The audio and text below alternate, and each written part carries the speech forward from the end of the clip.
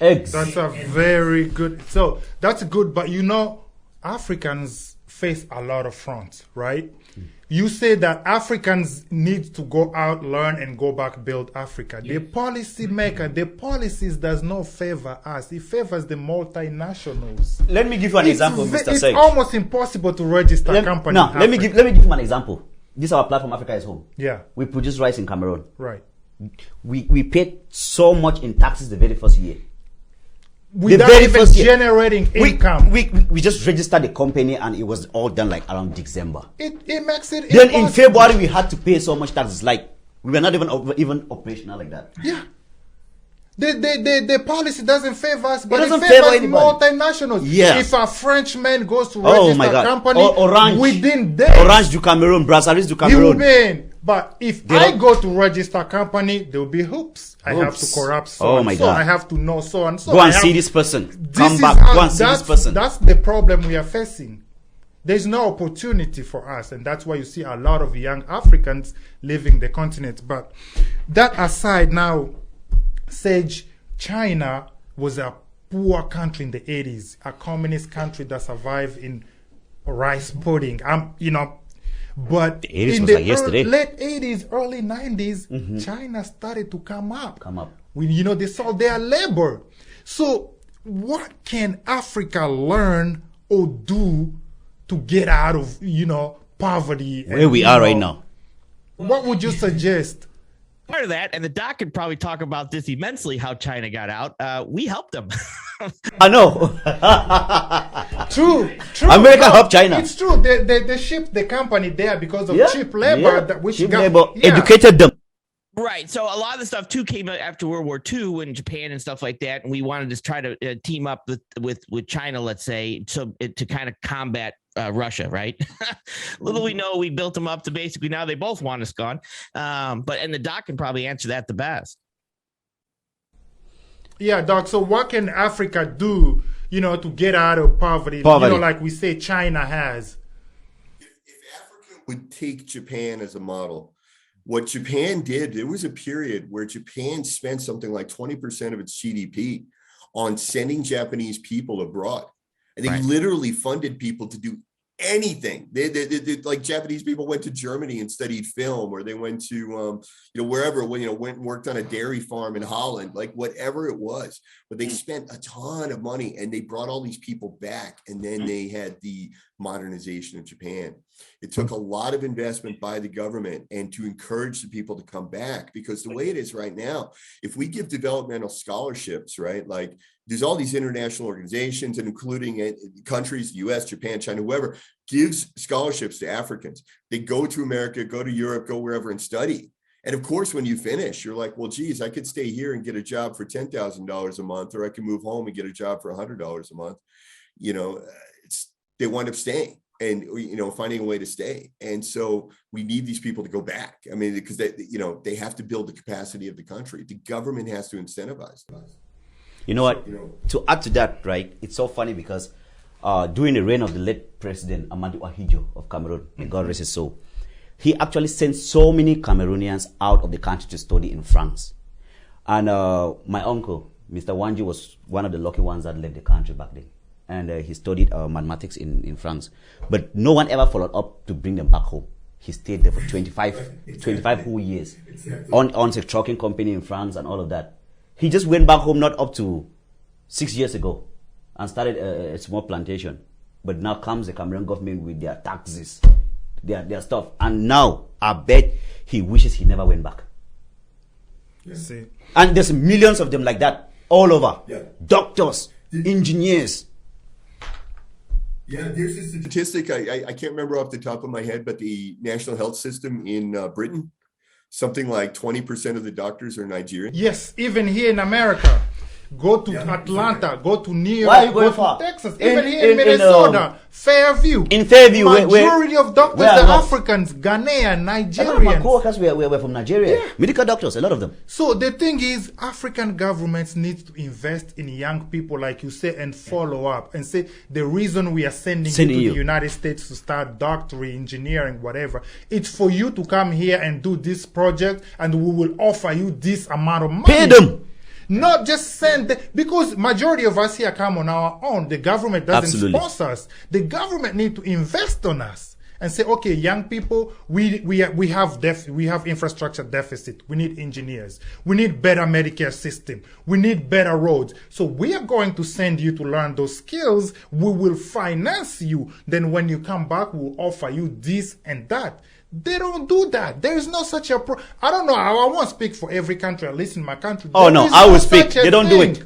I will speak for You them. only see the minister's kid come and learn here, the first kids, the first so-and-so that come and learn There here. you go. And like you say, they end up staying. Why? America offers them a job of Why would you go back? $10,000, and then they go back home. You It's you have good like health care here. $100 over 10,000. I mean, it's a You have no-brainer. good health care here, good systems. That's the problem. Why would you go back? That is the problem. Yeah. I had a classmate in China that was from Sierra Leone, and he was getting his PhD in China. And he was telling me that Sierra Leone had been so decimated by, very long civil war, to the point that he had the exact number of people in the country that had a college graduate, a master's degree, PhD. I mean, it was, I don't know if it was hundreds of people, tens, it was terrible. It just decimated the whole education system. Anyway, he told me that as a master's degree holder, he was automatically made sort of a government advisor, something like that, like any problems they had about it. And he's a sports master's degree in sport, and they still would call him in for anything, pandemic, the economy, to ask him anything, because he's an educated person. So he was in China getting his PhD, and he knew he was going back to his country to be an advisor for the government to help the country develop. And I said to him, I'm like, this is the model that we're supposed to have. You're going to help. And of course, he very much cared, about his students, about, teaching at the university, building the new capacity of the country. But that's what we need. We need to build the capacity of the country. Yes. And youth are so relaxed these days because they have tried. Some have gone to school. They don't have jobs. A lot of them are just giving up. Like we're saying, there is no... Okay, so here's another example. Rwanda, for instance, has built one of the most biggest stadium in Africa. Mm-hmm. Before they launched that project, they looked into African diaspora. President Kagame went to diaspora and spoke to African diaspora, say, hey, look, I have a project. I'm building a stadium. I need engineers. Mm-hmm. He recruited engineers from England, from US, African diaspora to go, and that's what we need. Mm-hmm. But African heads of state, they will sit there. We won't just go offer us. Say, here's the offer. Here's what we're doing. Here's the offer. We will come.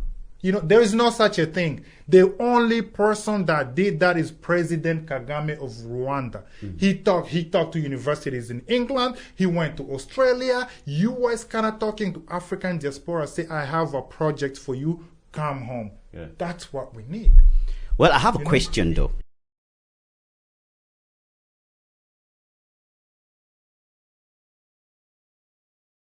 So rather than go to stadiums, it needs to be, hey, it would have been great if you did that and created some type of microchip factory, because then we wouldn't have to be dependent only on China.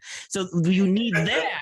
So rather than go to stadiums, he needs to be, hey, we want to build a, microchip software company, manufacturer. We want to build, and I think this is where a lot of countries have to, take a look at this and say, okay, what does the world need right now? Like what where can I what can I build that would help the United States, this country, rather than just, hey, how can I make my people happy? Because I can make my people happy by building a semiconductor plant and bringing in jobs and things like that. And I think that's another thing that, like the doctor said, the younger people have to push for. Hey, it's great that I can go watch this, but I've Absolutely. Right. I have another question for the doctor. All right, Dr. Antonio, we cannot really talk about China's involvement in Africa without really dissecting the amount of debt Africa is already. Because you look at a country like Cameroon, of course, I always use that as an example because I know how much debt we are in. I think we are going to pay China for like the next 150 years. Not just Cameroon. Yeah, like that's most of the country is going to pay China for like the next 150 years, and we have, but like the mines we have are all collateral to these debts. Oh yeah. And we discovered that the people that actually sign these debts are like 80 years, 90. They're not going to be here. Like the leaders in Cameroon, they're all like 80, 90. They're like way old. They're not going to be here for that. Right. So what can we, the youths, do to break out of these debts? Because we're not going to pass. It's impossible for us to pass this to the next generation. First of all, we have nothing to do with that, you know. But it's still going to hold over us. We are not benefiting from it, you know. We are not. It's I don't know. It's a sad situation because we don't want to pass these debts to the next generation. So what do you suggest us young African entrepreneurs and economists can do to break out of this China's hold? You know, and Entebbe Airport, for example, China now owns all the revenue. They threatened to capture it. Yeah, in Kampala. Yeah, that's the report that I'm putting together this week. Is how the West keeps saying China is stealing your infrastructure in Africa, and then China says no, we didn't steal the airport; it's still there. Yeah, that's funny though. I think they own that airport because the report has been a little bit unclear. No, China doesn't own the airport. They just get all the revenue. But we don't own the airport. You still own it. We just get all the revenue. Yeah. So how can we break out of that? The young people, like the biggest things, the young people, they've got to get into power, you know, and I don't mean, you know, through revolution, but I mean like through parliamentary, you know, you've got to, the pro-democracy. In every country I go, the pro-democracy party is the educated young people, you know, with the new ideas that are trying to help the country, right? And whatever name that party has in each country, right? That party has got to win the election, and they've got to get in there and they've got to say, look, let's analyze all these projects. We will accept investment from China because you need investment. We will accept investment, but we're not going to accept every money that they throw at us because that's stupid, right? We don't need a sports stadium. We need a highway. We need capacity building, and we need to make debt terms that make sense. You know, and one of the reasons why these countries are all in not just Africa, everywhere in the world, why are these countries even accepting these terrible loans from China aside from just the corruption at the top? For themselves. Let me give you guys a very funny example. Yeah. Before I moved to America, I was in the University of Yaoundé in Cameroon. Mm-hmm. The president of our country took a loan from China that we're going to pay for the next 70 to 80 years. And what he did with that money was buy laptops from China and give them out to students for free. Like, we did not ask for this stuff. How is that? You got us into an 80-year long debt with a lot of interest to be paid on it. Then you took the money and went back to China, bought Chinese laptops, and there was a lot of problems with a lot of them. And then gave them to us. And I don't understand. Africa went through this already, you know, with the former colonial masters. Look at what the French are doing, you know, in the French-speaking Francophone countries, you know, controlling the mines, controlling the currency reserves, the bank reserves. I believe it's 500 billion, Doc. You probably know. Yeah, I had a conversation with Doc, and I told him to look into that. In, year out. France involvement in Africa. Yeah, they own almost everything. And I don't. Why keep doing the same mistake over and over with China? It has happened. Yeah, it has. They're at a point too where they're teaching you Mandarin, correct? Oh, absolutely. Oh yeah, Guinea-Bissau kids are learning Mandarin. Now we're learning Mandarin in Africa. So, what do you think? Why? They already own the biggest malls. Now they want to own the language. Yeah. You know, we have to break out of that debt. Yeah, if you talk about France, like before the euro existed in Europe, when they had the French franc, a number of African countries, I don't know the exact number, but a number of countries, the only way they could convert their currency to hard currency was that they had to go through the French franc, through France. So France is making so much money off of this. And now we have the euro, and yet these arrangements are still in place where these countries, in order to convert their currency, they still go through France. I don't even understand.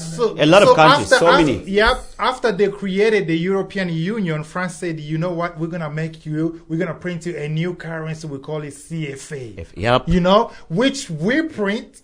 It's in our bank reserve. Every revenue or profit we keep. And then when you want to take your own money out, you take it through a loan form, which you will pay with interest. Yep. How is that possible? And, our own money. Congo is still under France, right? No, we use France. It's only French-speaking countries, French countries that were colonized by France. Congo is colonized by Belgium. So basically, Cameroon. Senegal, Guinea, Gabon. Mali, Gabon, all those countries in the French francophone countries in Africa. That's what France. We still use that currency till today, till right now. Yeah. So I believe there were a few countries that came together in the West Africa and the ECOWAS. They said that we're going to now come up with our own African currency called ECO. It didn't make any sense because France still proposed to produce ECOWAS. Yes. So what is the difference? Said, we will print it for you. It's just changing the name. That's so nice. They did that for you. What? We don't want. They just want to change the name from France CFA to ECOWAS. You know? So this is why I know young people like us need a position in the leadership, like you said, in Africa. So we can change the narrative. They still have that old colonial mindset. France can keep controlling Africa to this point. $500 billion year in, year out of Africa. Yeah, is $500 billion draining a Africa year. to the highest insane order. That's not right. And you know, and now we're letting China almost do the same thing. We're letting them do the same thing. Yeah. I heard they're on the African Union. Yeah, China built the AU head. Yeah. China built the AU headquarters in Addis Ababa. They even bugged it. They bugged it. They were collecting all the informations until a young IT guy that caught it. For years, we've been bugged. Yeah, we don't own that headquarters. It's owned by Chinese, and they bugged it. You know. So, Doc, here's what I don't understand. Africa has seen this before. Let's go to history, right? The scramble for Africa in the 19th century, right? When the French needed slaves, raw materials for industrialization in Europe, right? Where did they go? Africa, right? They drained Africa natural resource, even the human resources to industrialize their country. We've seen that. And now what it appears to happen again is with China. China is doing almost the same thing that the scramble of 19th century. They coming to Africa, investing big money, taking the raw materials, the currency, all these resources they're taking for Africa, and Africa, there's always nothing in it for Africa. So why do you think that is, Doc? You would know more than me what is actually happening in Africa in terms of what, how people think, how the governments think, things like that. But I totally agree with you. It's like just repeating the history. In India, if you go to India or you go to Pakistan, particularly India, because they hate the Chinese investment, and they constantly talk about the British East India Company, constantly. Right. Anything China does, they don't like. They go, that's the British East India Company again. Because why? They don't want to repeat the history. And China, in Africa, it seems like the history is repeating. And I just want to say something real quick about currency. China gave you laptops, right? What did they do? They loaned you money. The money was then immediately given back to China to give the laptops. They loaned you money, and then China built the 5G. Immediately, China got the money back.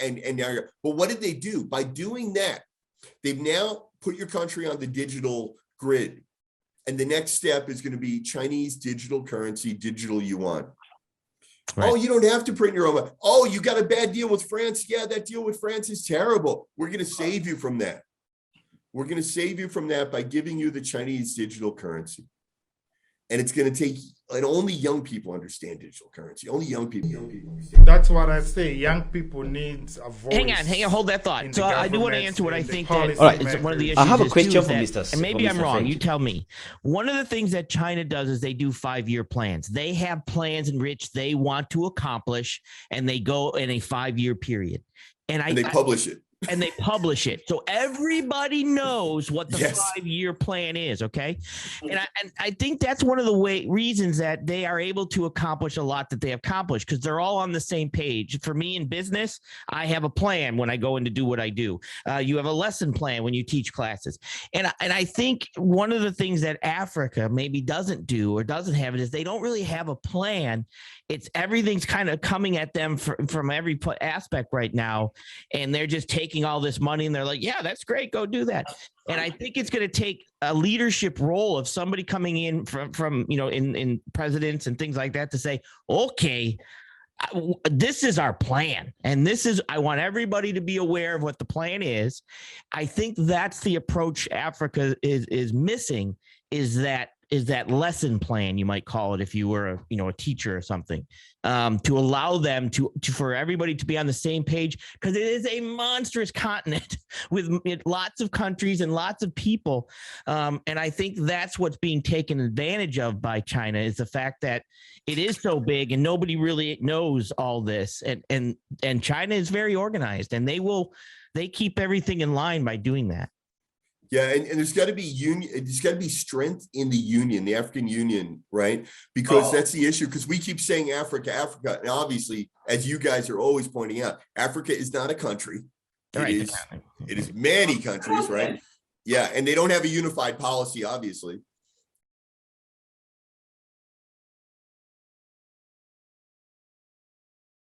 They don't. We have a so-called African it's in written Union form, but that it's really not practical. Financed and controlled by Chinese. It's basically China. African Union is empty. We don't even count it. We don't, because if you look at the conflicts that's happening in China, in Africa, they didn't even issue a statement. Nah, they don't. You see how African students were stranded in Ukraine, no evacuation plan in place, nothing. African Union did. They just sat there quiet.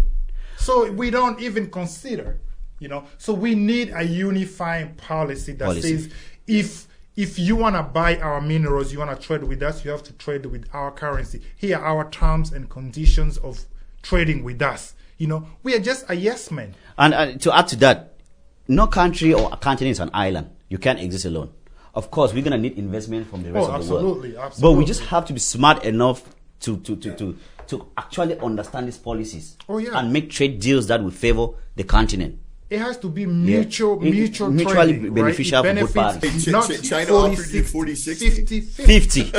No it's country a business trade, Yeah. We give you this. China offered you 40-60. Or even less. They don't even do less. that. I think it's more 80-20. Which part 80-20? They don't even do that.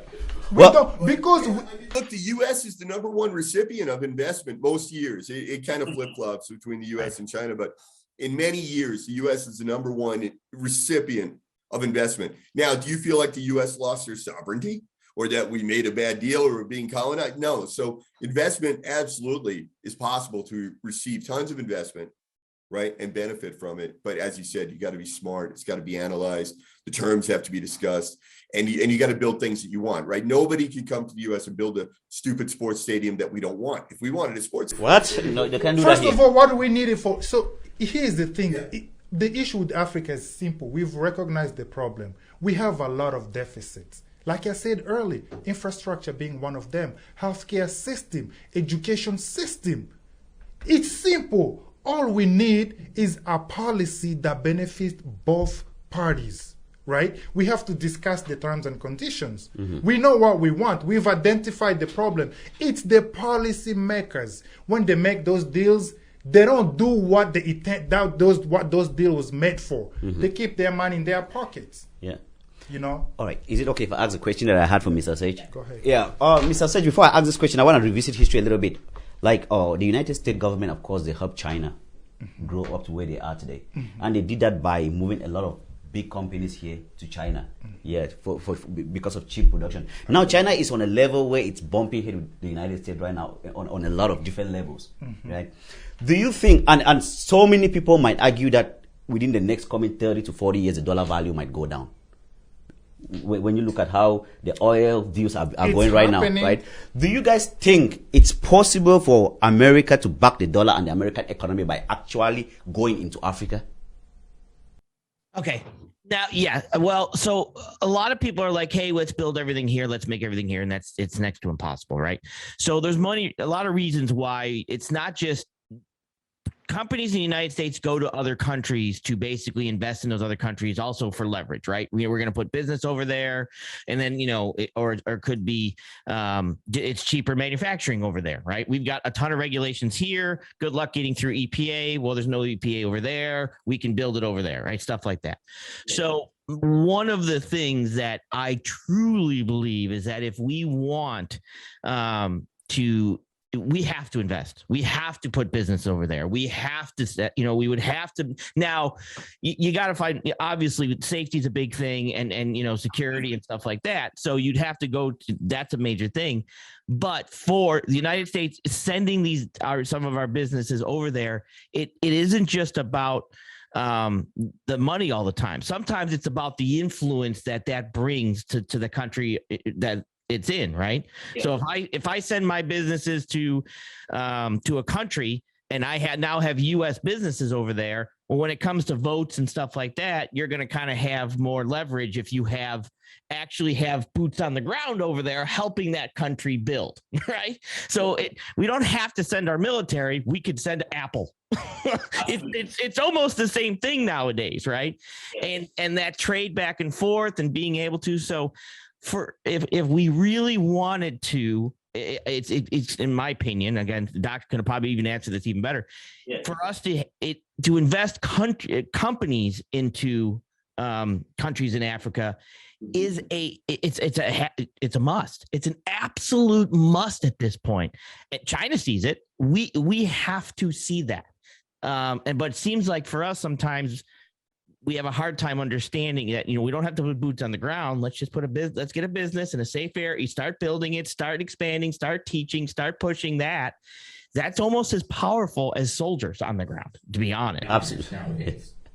All right. Before I hand the floor over to the doctor, because he'll probably have a lot to comment on this. You are a successful business owner, of course, in America. And we all know the private sector is really the biggest part that really builds the economy, the American economy, the private sector.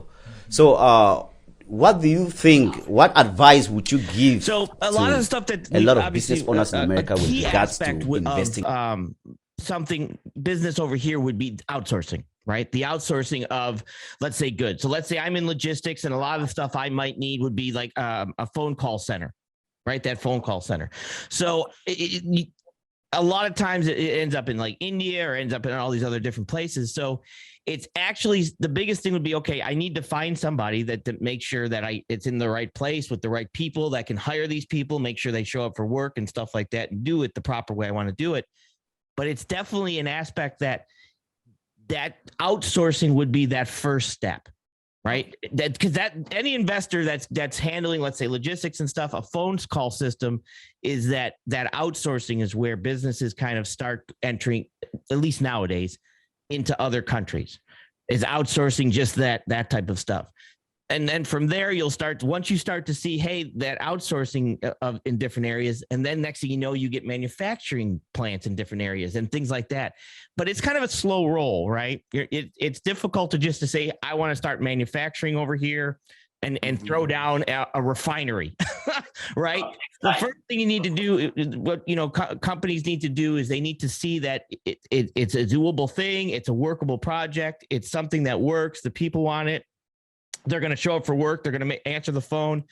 So in my opinion, if you're looking for investors, you almost want people that it's an easy setup first, a call center, something like that. And then from there, other things start to grow from that. And that's kind of how at least logistics, works that way.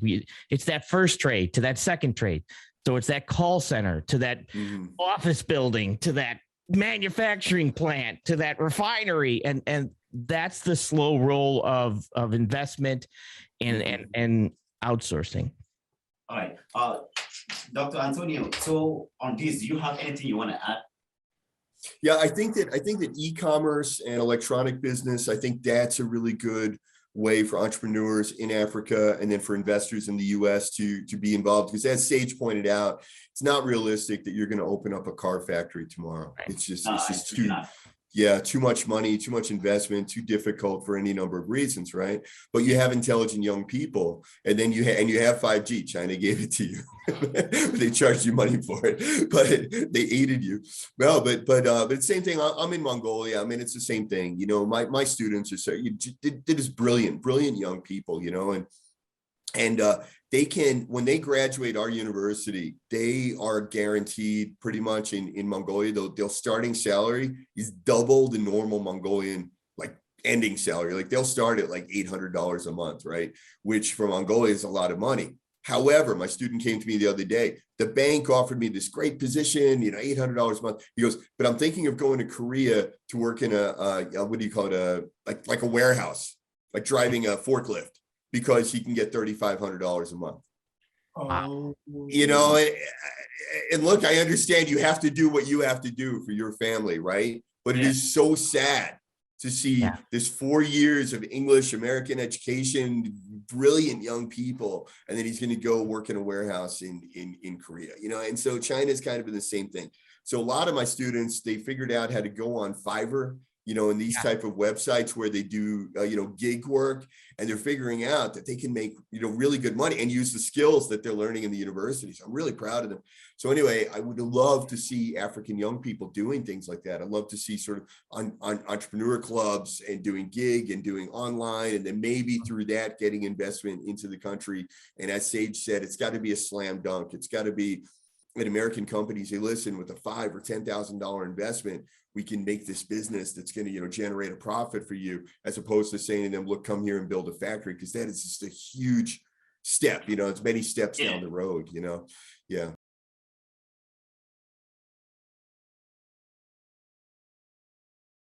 Yeah.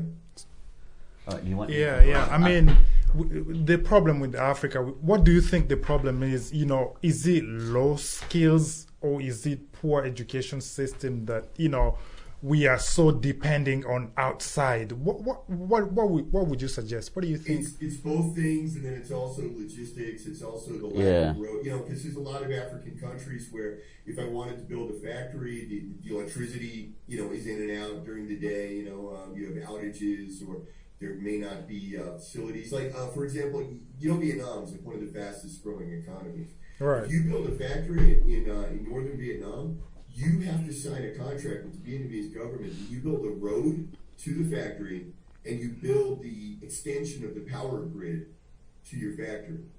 Now, on the one hand, that's great because it's building the capacity of Vietnam. On the other hand, you know what? I'm not going to build my factory in Vietnam. That's a huge investment. And of course, I'm not allowed to own it. It's the other thing. I'm not allowed to own it, which again protects local, development. Well, we don't sell land to foreigners. We don't sell the factory for. Okay, but then on the other hand, do I really want to invest there? Right. So I'll go build in Thailand or something. So that's one of the problems in Africa, is that you may not have the logistics or infrastructure in place that makes me want to invest there. So you might say to me, well, we have low labor cost and we have smart young people who need jobs. I was going to say that's what helps China. We can sell our labor. Come build your companies here, invest in Africa, we'll sell you low labor, which provide jobs, development. But the problem is always Africa is not stable. Coups after coups. That's a big problem. One of the challenges that... Yeah, so one of the other things too is you got to remember is that in regards to factories, that's why it's a slow process, and tech might help. Is perfect example was, I think it was Mao, and correct me if I'm wrong, but I think it was Mao that basically came and said, look, he went to Japan and saw Japan's steel plant and said, man, I want the whole steel plant. And then next thing you know, he brought the steel plant and he fired it up, he put it all together, started making steel, and then he found out, I don't have the power to power the steel plant. Darn it. So he basically said, okay. And then he went back and had to build a power plant. So a lot, even in bringing in factories, it's the roads and making sure that you have a power supply to power the large factory, because it's useless without that. It's like almost playing the game, a video game called SimCity, right? You can plop the thing down, but if you don't have the power to power it, where you're in trouble. If you don't have the roads to get the goods in and out, you're in trouble. So all that has to take place for it to be the factories and stuff like that. So I think one of the things, like the doctor said, is basically if it's e-commerce, you can do it from home with these computers and stuff like that. Right. If it's that type of aspect, that's kind of where the world's going as it is. So you want to follow that path. So a lot of times it's like, well, what about the factories? What about the factories? The factories will come when you have the e-commerce and all this other money. And this is what I talked about earlier. It's like, if somebody were to go to, let's say, the students or the kids and said, look, here's a 5-year plan. Here's the 5-year plan, what we got to do. I think this is kind of a big thing that India did. India rolled out and said, look, we'll do all your call centers. We're doing this, we're doing that. They saw where things were going. And then as that progressed, other companies came because basically other countries came and it basically did that. So that is a huge aspect to building this. And so that's a lot of times people are looking for factories and business, but it's going to take people just out of the education, just out of the schooling that says, I just want to do a call center. I just want to start an e-commerce thing. I just want to start a small thing in this small building with me and my buddies. And next thing you know, that grows. And I think what Africa has now is the ability for that before they have the ability to plop plants down, down and things like that. They legitimately could do that right now. You guys could do that with the Wi-Fi and the internet that's coming. And that's what should be being pushed by the government saying, look, I need students to do this. I need them to learn this. Why? Because we can do this right now here in this country, right now. Right. And that's what, and this is why governments, some people don't like it, but this is also why sometimes it's good to have the government come in and offer, hey, students need to be on this lesson plan and they need to start learning this. Why? Because we can see the world need for this. Yeah. So schools need to start teaching. Program. Schools need to start teaching this. Yeah. So the big factor is always education. Our country. That's what we do now. Yes, that's what I said. The government need to invest in young people. Look, we have identified the problem in Africa. You can go to Africa in 2 weeks. You will identify what's wrong with Africa. Absolutely. We know. The problem is, as you suggested, the government need to step in and start investing in young people. I say, look, the problem is the roads. We need children to learn these skills so we can fix this. They can fix this problem. We need this program so it can fix the following problem. But they are not doing that. That's not the case. That's not the case. Private level, at the small level, like if I had more money or if I had the power of God, right? I'll tell you what I figured out is the best investment. Everybody agrees now. We figured out that investing in kindergarten is the way that you improve everything. It's the cheapest. Your dollars buy the most improvement when you have a good educative kindergarten. And also in a lot of the world, there aren't educative kindergartens. So as soon as you put in kindergarten is actually education and not daycare, right? Automatically the kids get smarter. And they figured out, the UN, all these different organizations, they figured out if we put money into kindergarten, the kindergarten kids are smarter. When they get to first grade, it pushes the teacher. They get to second grade, it pushes so you grow the education system from the kindergarten up. And it's so cheap. It's so much cheaper than trying to because if you want to improve the high school, you have to go re-educate all the teachers. Right. And that's expensive. And of course we want to do that, but that's very expensive. And so starting with kindergarten. And then the other one that's very cheap that has a huge impact is you make a after school tutoring center. And you could have anybody working, you could provide jobs for college students. Because you have intelligent college students in your country who need jobs, and hey, listen, we'll pay you a little bit more than the local minimum wage, and you'll come in the afternoon and you'll help inspire these kids and you'll help them do their homework, and then they're going to be better, and then they're going to go to university, and that's going to build the capacity of your country. And with that, you can have legitimate entrepreneurship training where they could do things like, let's make a list of all the gig websites that exist. And let's every day go on them and see what projects are available. These kids that are 16, 17, 18, 19 years old could already become, breadwinners for their families, could already legitimately make money by going on these gig sites and figuring out things they can do. And largely because they have English as their native tongue, that they'll be able to go on these gigs and do Photoshop, $5, $10, whatever, but all, compared to local wages, it's a lot of money. And they could already be making legitimately money, helping their family, helping themselves, improving their own knowledge of the world. And then they're going to be better students when they go to university. And this is how we could build organically, the capacity of the country. Right. And for example, I needed a website. Why I easily could have contacted somebody in anywhere in Africa, let's just say, that had internet, that had something, and said, hey, I need this website designed. They would give me a price. They'd activate it. That is something that could be done today. If somebody were to get together and get 5, 10, 20 people that could do, template websites, simple websites, and say, you're going to work in this office building. I'm going to have somebody calling and doing sales. You're going to do this and send this out. That's the type of stuff that you start with, and it grows from there. And it doesn't have to be an office building. It could be in somebody's living room. Right. Right now, I spend so much money on Fiverr every month because I got people making, photo editing. I got people designing book covers, logos, all this kind of thing. And a lot of them are in Africa. A lot of them are in the Philippines. A lot of them are in India, but a lot of them are in Africa. See, that's all great idea. I think I like the Vietnamese policy that they have of foreign investors. I think that's what Africa could adapt and say, hey, look, you want to invest or start a business in Africa, you build a factory. It's an insurance policy. You build a factory, you build a road that will, make it easier for your employees to go to employ. And you have to employ the locals, not what the Chinese are doing, bringing their own employees. You employ so that way it creates the job and a balance, trade between the two. I think that's what Africa, heads of states need to consider when they sign these deals with the multinational. But then again, they don't care. That's the problem. So I think it goes back to education, because we have to teach the young people as they're growing that, this is you. Yeah. This is your future. Yeah. You must protect this at all costs. Yeah. You must love the people. Yeah. It goes back to education. So it's a long way to go.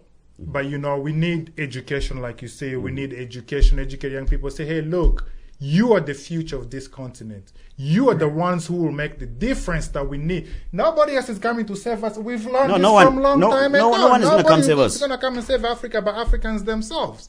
So that's what we need to start. It starts in the classroom. With education. And then, and also allies. We need better allies, good countries to trade with.